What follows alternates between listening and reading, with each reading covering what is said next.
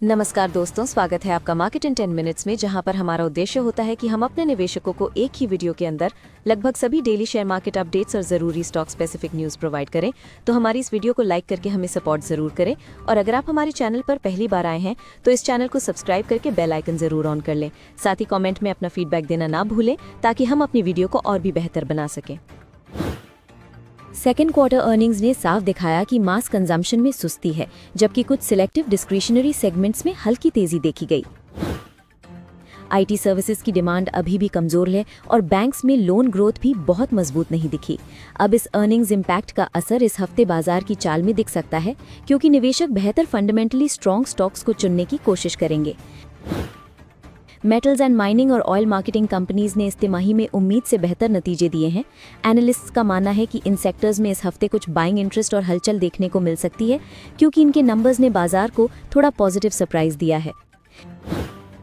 FII ने नवंबर में लगातार सेलिंग की और इस महीने उनका कुल आउटफ्लो लगभग 13,925 करोड़ रुपए पर पहुंच गया है।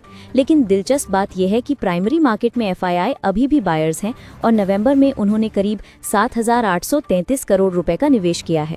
पूरे 2025 में अब तक एफआईआई ने एक्सचेंजेस पर कुल 2.08 लाख करोड़ रुपए की सेलिंग की है, जबकि प्राइमरी मार्केट में 62,125 करोड़ रुपए की बाइंग हुई है। कई विदेशी बाजार जैसे यूएस, चाइना, ताइवान और साउथ कोरिया इस समय एआई रिलेटेड तेजी का फायदा उठा रहे हैं, इसलिए एफआईआई इन मार्केट्स की तरफ ज्यादा झुक रहे हैं। हालांकि कुछ एक्सपर्ट्स का मानना है कि एआई स्टॉक्स में जो चल रही तेज रैली है वो लंबे समय तक नहीं टिक सकती, और जैसे ही ये स्लो डाउन होगा, भारत में एफआईआई इनफ्लोज दोबारा बढ़ सकते हैं। अब अर्निंग सीजन खत्म हो चुका है, इसलिए बाजार की दिशा कुछ बड़े मैक्रो इवेंट्स और आने वाले डेटा पर निर्भर करेगी। अगर इस हफ्ते कोई हाई फ्रीक्वेंसी इंडिकेटर जारी होता है तो उसका सीधा असर बाजार के सेंटिमेंट पर दिख सकता है। ग्लोबल साइड पर भी इस हफ्ते कई अहम ट्रिगर्स हैं, खासकर यूएस के इकोनॉमिक रिलीजेस और हालिया एफओएमसी मीटिंग की मिनट्स। इसके अलावा एआई लिंक्ड स्टॉक्स में चल रही ग्लोबल वॉलेटिलिटी भी बाजार के ओवरऑल सेंटिमेंट को प्रभावित कर सकती है। मार्केट में एक बड़ा discussion India US trade deal को लेकर भी चल रहा है। अमेरिका के प्रेसिडेंट डोनाल्ड ट्रंप ने हाल में कहा कि उनकी सरकार इंडिया पर लगे हाई टैरिफ्स को कम करने पर काम कर रही है। एनालिस्ट्स का मानना है कि अगर कोई मेजर ट्रेड डील अनाउंसमेंट आता है तो ये निफ्टी में शॉर्ट टर्म शार्प अपसाइड ला सकता है। ट्रेडर्स के लिए मौजूदा माहौल काफी सपोर्टिव है, क्योंकि इन्फ्लेशन तेजी से नीचे आया है और मैक्रो फंडामेंटल्स भी स्टेबल हैं। एक्सपर्ट्स का कहना है कि इन्वेस्टर्स को अभी भी स्टॉक स्पेसिफिक अप्रोच अपनानी चाहिए, खासकर उन सेक्टर्स में जहां डोमेस्टिक डिमांड मजबूत है। ट्रेडर्स के लिए बाय ऑन डिप्स स्ट्रैटेजी तब तक काम करेगी जब तक निफ्टी अपने की सपोर्ट लेवल्स के ऊपर बना रहता है। मार्केट एक्सपर्ट आशीष ख्याल के अनुसार निफ्टी मिड कैप 100 में इस समय एक बेहद मजबूत inverted head and shoulders pattern बना हुआ है और इसका ब्रेकआउट लगभग 60,250 के ऊपर दिखाई दे चुका है। इंडेक्स ने अपनी सबसे ऊंची वीकली क्लोजिंग भी दे दी है, जिससे अंदाजा लगता है कि इसके अंदर 72,000 तक जाने की क्षमता बन रही है। मिड कैप इंडेक्स के साथ साथ बैंक निफ्टी पहले ही लाइफ टाइम हाई पर पहुंच चुका है और निफ्टी भी उसी दिशा में आगे बढ़ रहा है। जब तीनों बड़े इंडेक्स एक साथ मजबूती दिखाएं तो ये बाजार की व्यापक बुलिशनेस का संकेत माना जाता है। ऐसे माहौल में गिरावट आए तो उसे बाइंग अपॉर्चुनिटी की तरह देखना ज्यादा फायदेमंद रहता है। निफ्टी 50 की वीकली क्लोजिंग ने भी मोमेंटम के बदलने का संकेत दे दिया है, क्योंकि 3 हफ्तों की गिरावट के बाद ये पिछले हफ्ते के हाई के ऊपर बंद हुआ है।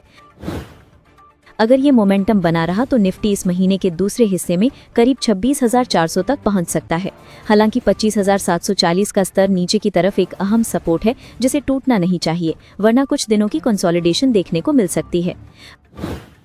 अब बात कुछ स्टॉक्स की जहां पैटर्न साफ दिख रहे हैं। Star health and allied insurance ने पिछले हफ्ते शानदार inverted head and shoulders breakout दिया है और इसमें लगभग 580 तक की तेजी की संभावना बन रही है। आरएसआई थोड़ा ओवरबॉट है, इसलिए यहां चेज करने के बजाय डिप पर खरीदना ज्यादा सुरक्षित रहेगा। नीचे की तरफ 500 का स्तर स्ट्रॉन्ग सपोर्ट है, जो ट्रेंड को इंटैक्ट रखता है। सिटी यूनियन बैंक में राउंडिंग बॉटम पैटर्न का ब्रेकआउट देखने को मिला है, जिससे साफ है कि स्टॉक का ट्रेंड मजबूत हो चुका है। यहां से 320 या उससे भी ऊपर की रेंज तक जाने की संभावना दिख रही है, जबकि नीचे 240 का previous swing level strong support की तरह काम कर रहा है। कैनरा बैंक इस समय पीएसयू बैंकिंग स्पेस का सबसे मजबूत आउट परफॉर्मर बना हुआ है और इसकी रिलेटिव स्ट्रेंथ बैंक निफ्टी से भी बेहतर है। जब तक 130 का सपोर्ट बना रहता है तब तक ये ट्रेंड ऊपर की ओर ही रहने की काफी संभावना है, जिसमें करीब 170 तक की मूव दिखाई दे सकती है। मैरिको कई महीनों से एक ही रेंज में घूम रहा है, जहां 750 इसका बड़ा रेजिस्टेंस है और 690 मजबूत सपोर्ट। अभी तक ब्रेकआउट नहीं आया है, लेकिन अंडरटोन पॉजिटिव है, इसलिए डिप्स पर 350 के आसपास खरीदारी करते हुए 750 की तरफ वापसी का टारगेट रखना समझदारी होगी।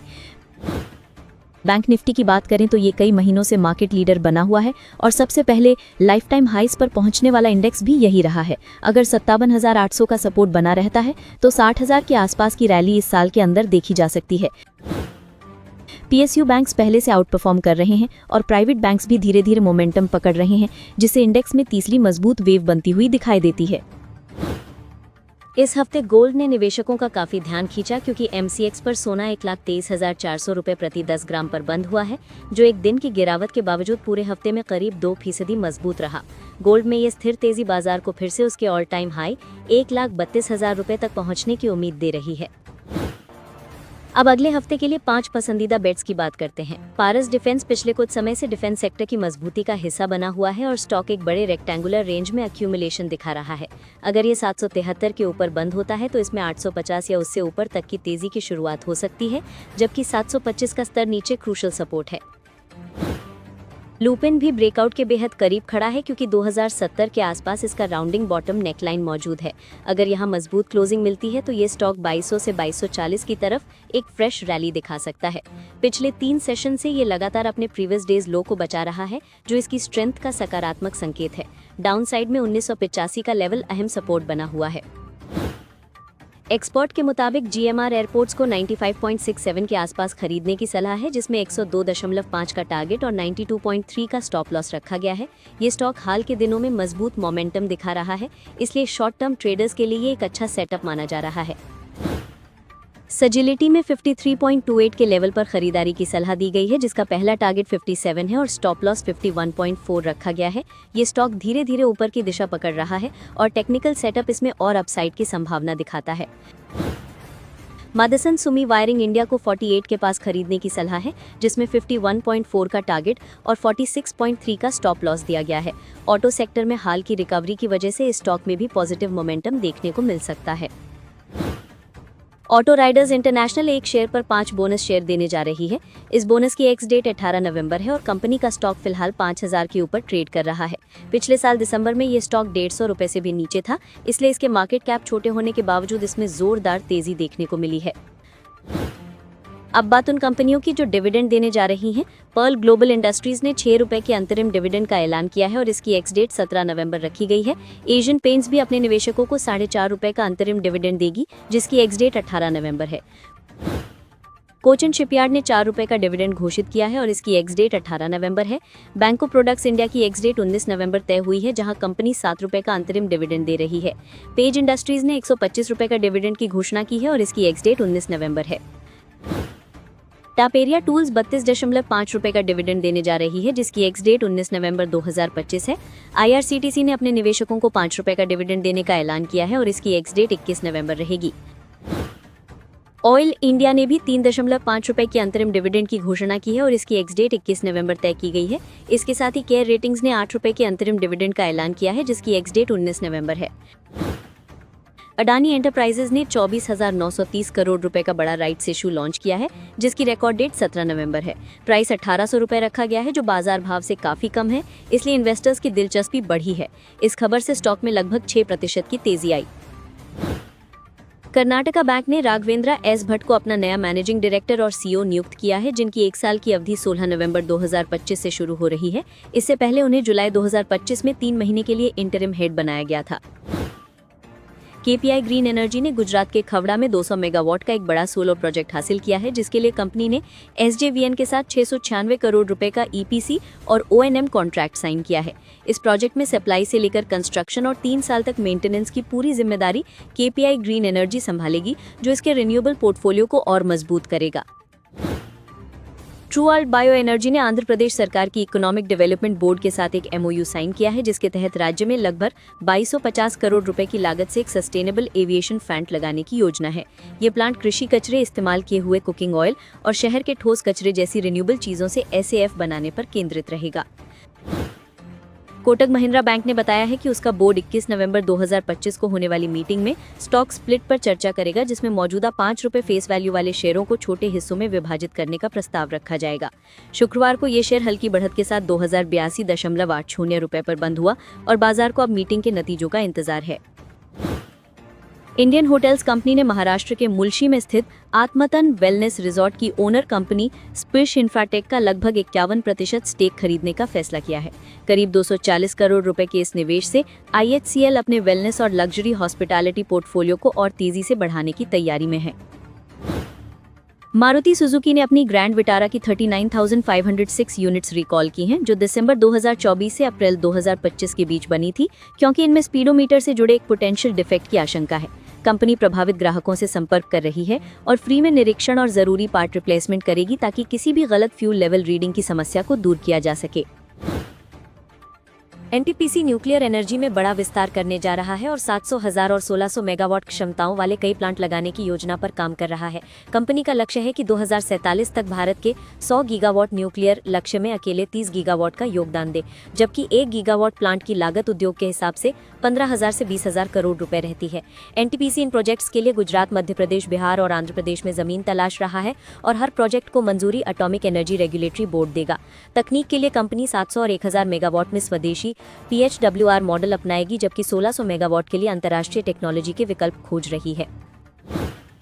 राष्ट्रीय केमिकल्स एंड फर्टिलाइजर्स के इस तिमाही के नतीजे काफी मजबूत रहे हैं, जहां कंपनी का मुनाफा 33.4% बढ़कर 105.4 करोड़ रुपए पहुंच गया। आय में भी 23.4% की बढ़त दिखी है और ये 5292 करोड़ रुपए पर पहुंच गई, जो ऑपरेशनल लेवल पर कंपनी की अच्छी ग्रोथ को दर्शाता है।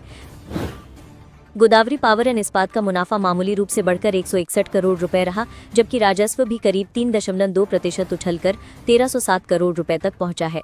शुक्रवार को स्टॉक में तेज रिएक्शन दिखा और ये लगभग 4.65% ऊपर चढ़कर 275.50 रुपए पर बंद हुआ। उत्कर्ष स्मॉल फाइनेंस बैंक के लिए ये तिमाही काफी कमजोर रही, क्योंकि बैंक को 348 करोड़ रुपए का भारी घाटा हुआ, जबकि पिछले साल इसी तिमाही में 51 करोड़ रुपए का मुनाफा था। नेट इंटरेस्ट इनकम भी 37.2% गिरकर 350.5 करोड़ रुपए रह गई, जबकि ग्रॉस NPA बढ़कर 12.42% तक पहुंच गया है, जो बैंक की एसेट क्वालिटी पर दबाव दिखाता है। आइनॉक्स विंड ने इस तिमाही में शानदार प्रदर्शन किया है, जहां कंपनी की आय 56% उछलकर 1162 करोड़ रुपए हो गई और EBITDA भी 48% की बढ़त के साथ 271 करोड़ रुपए पर पहुंचा। कंपनी का मुनाफा 121 करोड़ रुपए तक पहुंच गया और इस दौरान एग्जीक्यूशन भी सुधरकर 202 मेगावाट तक पहुंचा है, जबकि ऑर्डर बुक 3.2 गीगावाट से ज्यादा बनी हुई है। सन टीवी नेटवर्क की दूसरी तिमाही में राजस्व 39% बढ़कर 1300 करोड़ रुपए पहुंच गया और EBITDA भी 45% उछलकर 784 करोड़ रुपए तक पहुंचा, जिससे 60% से ज्यादा की मजबूत मार्जिन बनी रही। हालांकि नेट प्रॉफिट 13% गिरकर 354 करोड़ रुपए रह गया, क्योंकि इस दौरान विज्ञापन आय में नरमी देखने को मिली थी। अगले हफ्ते सिर्फ 2 IPO खुलेंगे, जिसमें सबसे बड़ा एक्सेल सॉफ्ट टेक्नोलॉजीज का 500 करोड़ रुपए का मेन बोर्ड इश्यू है, जिसका प्राइस बैंड 114 से 120 रुपए है, जबकि गिलार्ड स्टील का SME IPO 142 से 150 रुपए के बैंड में खुलेगा। इसी दौरान 7 बड़ी लिस्टिंग्स होने जा रही हैं। फिजिक्स वाला और MV फोटोवोल्टिक की 18 नवंबर को, टेनेको क्लीन एयर व फुजियामा पावर सिस्टम्स की 19 से 20 को, कैपिलरी टेक्नोलॉजीज की 21 को और SME सेगमेंट में वर्कमेट्स कोर टू क्लाउड व महामाया लाइफ साइंसेज भी 18 नवंबर को लिस्ट होंगी। एक साथ इतनी लिस्टिंग से बाजार में वॉलेटिलिटी बढ़ने की आशंका है और क्योंकि केवल 2 नए IPO ही खुल रहे हैं, निवेशकों के पास नए विकल्प कम होंगे, जिससे आने वाले दिनों में मार्केट सेंटिमेंट थोड़ा दबाव में रह सकता है। सितंबर में भारत का कुल कोयला आयात 22.05 मिलियन टन रहा, जो पिछले साल से 13.54% ज्यादा है, जिसमें non coking coal 13.90 million ton के साथ सबसे बड़ा हिस्सा रहा और त्योहारों से पहले ऊर्जा जरूरतों के कारण मांग तेज रही। स्टील उद्योग में जरूरी कोकिंग कोल का आयात 3.34 से बढ़कर 4.50 मिलियन टन हो गया, जबकि अप्रैल सितंबर में नॉन कोकिंग कोल का आयात घटकर 86.06 मिलियन टन रहा, लेकिन कोकिंग कोल 31.54 मिलियन टन तक बढ़ा, जो स्टील सेक्टर की मजबूत मांग को साफ दिखाता है। म्यू जंक्शन के अनुसार स्टील मिलें सर्दियों के लिए स्टॉक बढ़ा रही हैं, जिससे कोकिंग कोल की मांग आगे भी मजबूत रह सकती है और विशेषज्ञ मानते हैं कि पावर सेक्टर की मौसमी कमजोरी के बावजूद इस साल मेटल और इंडस्ट्रियल कोयले की मांग ऊंची बनी रहेगी। रेयर अर्थ मेटल्स को लेकर चिंता बढ़ी है क्योंकि चाइना ने ये ट्रिम समेत कई मिनरल्स पर पाबंदी लगा दी है, जिससे ग्लोबल सप्लाई कम और कीमतें ज्यादा हो रही हैं। इसका असर एरोस्पेस, एनर्जी और सेमीकंडक्टर जैसी हाईटेक इंडस्ट्रीज पर पड़ रहा है। ये ट्रिम का इस्तेमाल हाई टेम्परेचर मशीन्स और जेट इंजन्स बनाने में होता है, इसलिए इसकी सप्लाई घटने से डिफेंस और एविएशन कंपनियों की लागत बढ़ सकती है। इसकी ग्लोबल कमी कई देशों को नए सप्लायर्स ढूंढने पर मजबूर कर रही है। चाइना ग्लोबल रिफाइनिंग का लगभग 90% कंट्रोल करता है, इसी वजह से दुनिया उसकी सप्लाई पर निर्भर है। जैसे ही चाइना ने निर्यात घटाया, ग्लोबल मार्केट्स में तुरंत चिंता बढ़ गई। यही वजह है कि अब यूएसए, ईयू और इंडिया अपने खुद के सोर्सेज ढूंढ रहे हैं।